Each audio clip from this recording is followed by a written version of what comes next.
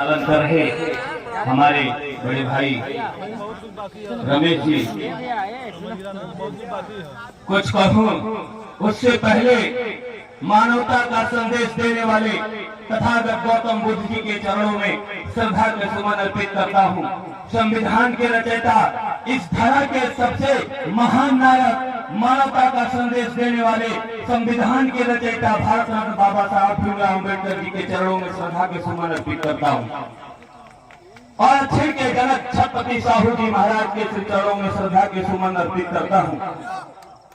बाबा साहब के विषय में बताने से पहले अपने बात को शुरुआत 2 लाइनों में करना चाहूंगा। जीवन भर जात के नाम पर जिसने सहा अपमान, रच डाला उसी ने संविधान, पूरी दुनिया के पथ प्रदर्शक ऐसे बाबा साहब को कोटि कोटि प्रणाम, ऐसे बाबा साहब को कोटि कोटि प्रणाम। साथियों, बड़ा गौरव महसूस होता है जब ऐसे कार्यक्रम का आयोजन किया जाता है जिन्होंने संविधान का रचयिता किया था, हमारे देश को एक धर्म में जोड़ने का काम किया था, सरकार और जनता के बीच में समन्वय बनाने के लिए संविधान का रचना किया था, हम सभी को अधिकार देने का काम किया था, हम सभी को स्वतंत्र करने का काम किया था। हम सभी आज यहाँ इकट्ठा होकर के हम सभी एक दूसरे के विचार को सुन पा रहे हैं। बाबा ने अधिकार दिलाया था, ऐसे बाबा साहब को कोटि कोटि प्रणाम करता हूँ। साथियों, 14 अप्रैल को 1891 ईस्वी मध्य प्रदेश के महू में जन्मे ऐसे धरा के महान पुरुष जी को, और अपने माता पिता के 14वें संतान होने के बाद भी उन्होंने शिक्षा का राह नहीं छोड़ा। माता पिता ने इनके शिक्षा के राह पर ले गए।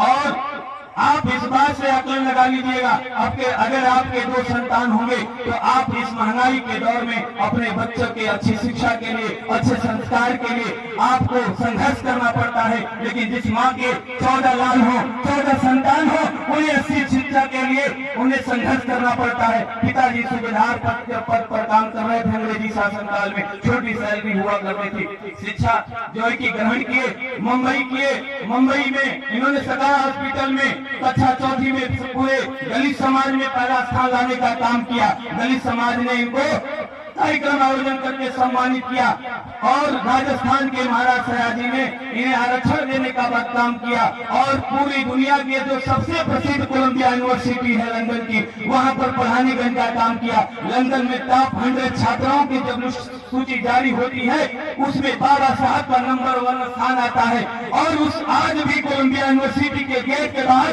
बाबा साहब का प्रतिमा लगी हुई है, और वो प्रतिमा उसी दिन हटेगी जिस दिन उनके ज्यादा अधिक नंबर लाया जाएगा। लेकिन हमें पूरा भरोसा है बाबा साहब की तरह आज तक कोई पैदा हुआ है न होगा।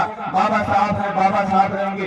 32 डिग्रियों के ज्ञाता, 9 भाषाओं के ज्ञाता, ऐसे बाबा साहब को कोटि कोटि प्रणाम करता हूँ। उनके संघर्षों को मैं नमन करता हूँ। 2 लाइनों में बात समाप्त करना चाहूंगा।